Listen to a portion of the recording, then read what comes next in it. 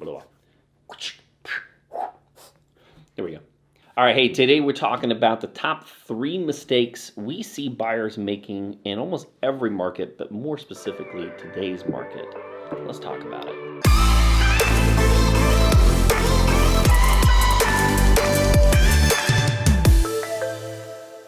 Hey, welcome to the Living in Coastal Virginia channel. My name is Daniel Inman, your local host and realtor. Today we're going to be talking about the top 3 mistakes we see buyers making in almost every market, but more specifically the seller's market that we're in today. Starting off with number 1 is basing your purchase amount off of your max approval amount that the lender will give you.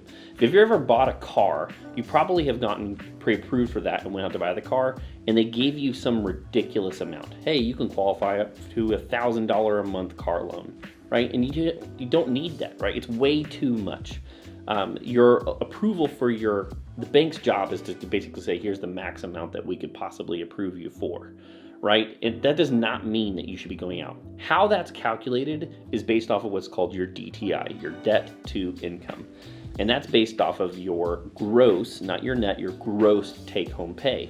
So if you make $60,000 a year, that's $5,000 a month, that's before taxes, right? Those stinking things you have to pay, right? And so the bank is making their estimate off of that number. With the amount that you can potentially be approved for conventional, that's going to be around 50%.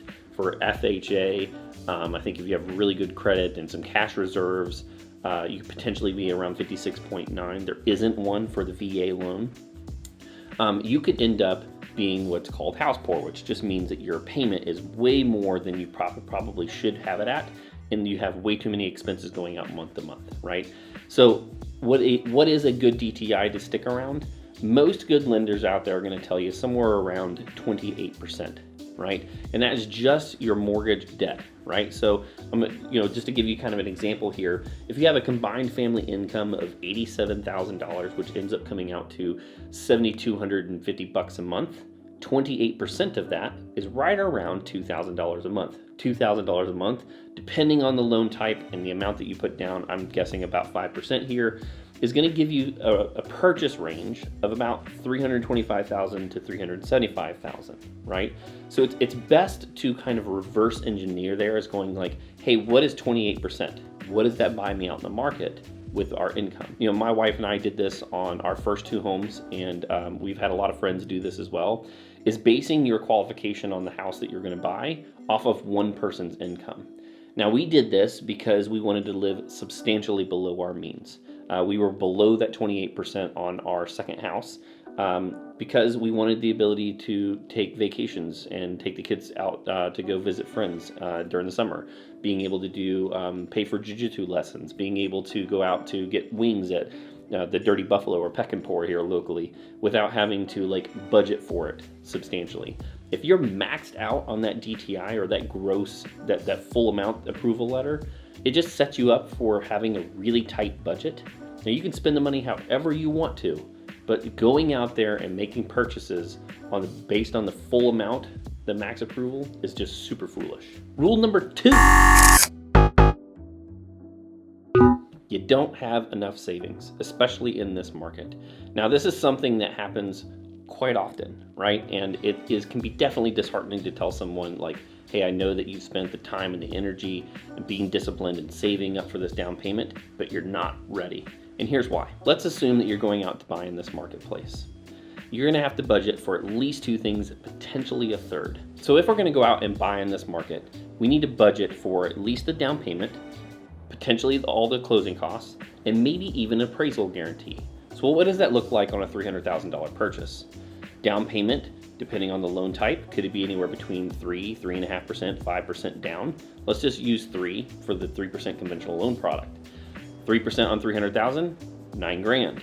If your closing costs, which usually range anywhere between 2 and 5%, again, we'll just use that middle number there, 3%, is another $9,000. That's $18,000. If the third potential comes up, which is what's called an appraisal guarantee, let's say that you're bidding against 2, 3, 4, 5, 6, 7 people or more, which has happened multiple times in this market, you may have to bid up on the property so much so the seller wants an appraisal guarantee, the difference between what you're offering on the property and what the home might appraise for, right? And so let's just say that that number is $5,000. Well, 5 plus 9 plus 9 is 23 grand, right? That might be a little bit more than what you initially had planned for. Just a reminder, closing costs come from the seller's pocket, right? That's coming out of the equity of their home, so they're going to be a little less inclined to accept your offer if you're asking for that. Now, if you pay attention to any of the financial gurus that are out there, I'm looking at you, Dave Ramsey. Dave has things called the baby steps, right? So first thing you need to do is get $1,000 saved up. Number 2 is getting rid of all of your debt.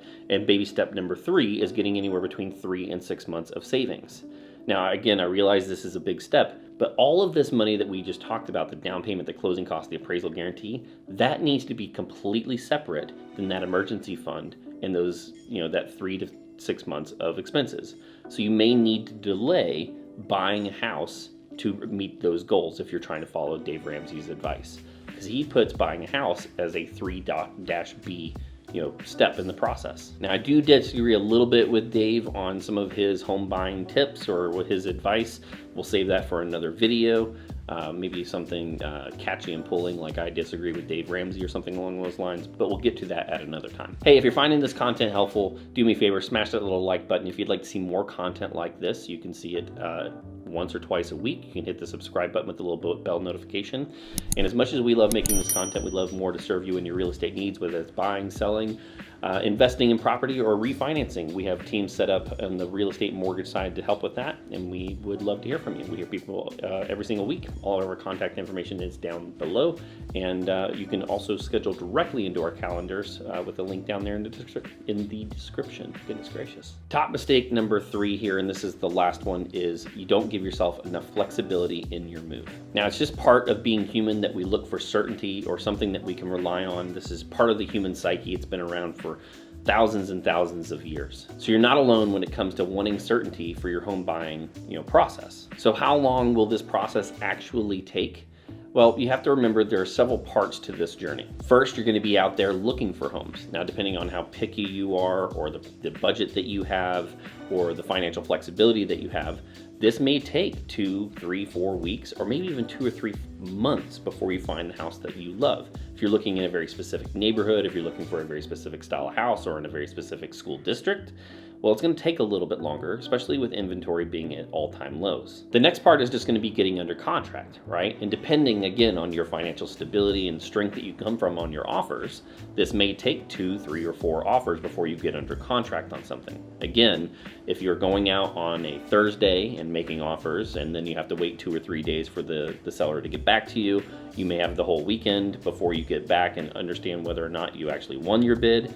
It may take 2 or 3 or 4 weeks to get under contract something that works for you. Next, you're going to have inspections and appraisals. Usually your inspection comes first and then your appraisal, but depending on the inspector's availability, this may take 3, 4, 5, 6, 7 days. You get the results of that inspection. You're going to send that back over to the seller if you have the ability to negotiate from that. And then you're going to decide whether or not to move forward. Again, that's going to take another week or 2. Right? And so, sometimes you send a list of, hey, I want you to take care of these things. They need to go get quotes from local reputable, contractors, and that takes 2 or 3 days for them to get out there and get quotes. And then they have to get back to you, and then maybe you decide that, hey, this house is just not going to work for us, and you need to go back out into the marketplace and search again. If you're giving yourself enough flexibility on time, you're not going to feel pressured to move forward on this house, which is super important that you're in that position. The person who has the greatest ability to walk away in any type of negotiation typically has the most cards or the most power in that negotiation. And you just don't want to put yourself in a desperate situation where you have to move forward on the house that you're under contract on. So this whole process could end up taking anywhere between 1 to maybe even 4 or 5 months, again, depending on all of the factors involved. What are some of the things that you need to look out for, maybe add some complexity to this, and just kind of think through this list as I'm mentioning this off. The more complex the situation, the more time you want to allot for this process. You may need to sell your home before buying the next home. The seller that is selling the home that you're buying might also need that flexibility, and so you need to build in some flexibility there. If you're making offers where the sellers have to move, of which I've had someone put into a contract, that the stipulation for them to even agree to the offer was that they had to pass the appraisal process of the next home that they were buying for them to even close. So if you're looking for certainty, that may not sit well with you. You know, if you're looking at homes and foreclosures and short sales, or homes that are not in the greatest condition because you're hoping to not have as much competition there, well, if the home inspection comes back and there's problems with the house, you don't want to be in a position where you can't back out of that and go out back into the marketplace. So you may want to give yourself more time if you're looking at homes that need work. Is the home owned by multiple people or an estate? Right, there's an estate that has to approve that sale, and that's something that it would add complexity to the situation. The more complex your financing situation is going to take a little bit longer with the bank to get final approval and underwriting done. If you're buying with an FHA or a VA loan, you're going to have that appraisal inspection, right? And if there are issues found on that inspection that have to be resolved, you're going to have to get those issues resolved and re-inspected before you get your final approval from the bank. If you're buying a property that has maybe a complex land issue, or you think potentially the neighbors are there's some encroachments going on, well, if you're getting a survey and those have to get rectified, that could also add to the length. There are also, when it comes to doing those, when you get those inspections done, and if you've negotiated repairs, you're going to have to get those repairs checked. I personally like to see receipts and pictures, and then if I had an inspection, I will have the inspector go back out to the property to re-inspect the work to make sure it was done satisfactorily.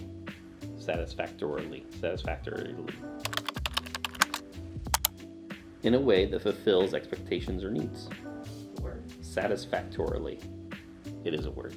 So just to end with some advice here, if you're going to be looking at buying in general, you want to make sure that you're not going to your max approval. That's super, super important for long-term satisfaction. If you don't want to end up as a foreclosure or a short sale statistic, make sure you stay within a DTI that's comfortable for you. Start the process 3 to 6 months early at a minimum. You really don't want to put yourself in a position where you have to end up closing on a home that you really don't love, or have to make some substantial compromises when looking for homes. I would highly recommend checking out inmanhomeservices.com to look at listings. You can look at both active listings and past listings.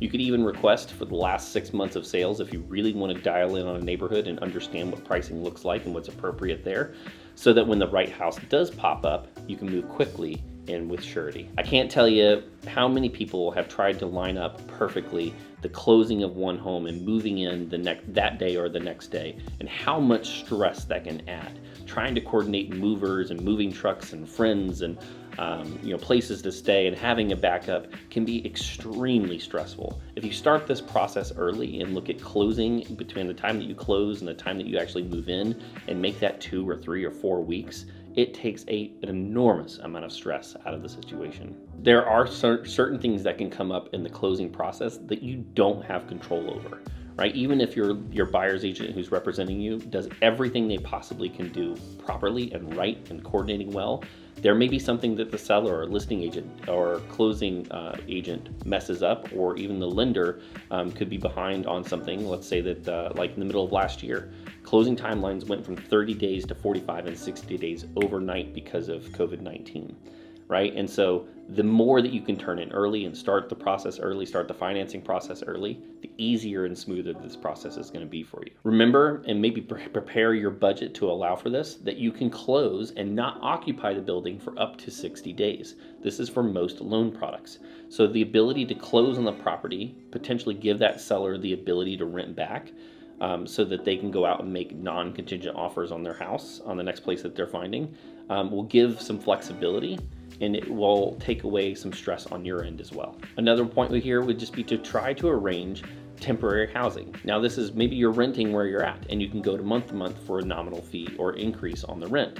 Or maybe if you're selling the house, do the same thing. Try to close early with a rent back period so that when you go out and make offers on houses, you can do it without that home sale contingency. That will make your offers stronger and also put you in a position of power when making offers. Lastly, just have a drop dead date, right? If you're not under contract, and let's just say the more certainty or less risk averse that you're looking for, is maybe you need to get past the home inspection, or maybe you need to get past the appraisal, but have a drop dead date. If we've not passed inspection, or if we're not past the appraisal by this date, that you go ahead and start setting up temporary arrangements, whether that's friends or family or month-to-month rental or temporary housing. It'll be good to have that date in mind so that you're not freaking out. Thanks so much for sticking with me here at the end. I hope these were helpful. These are just some of the most common things that we see buyers making mistakes that add way too much stress. Until next time, Coastal Virginia, we'll talk to you later.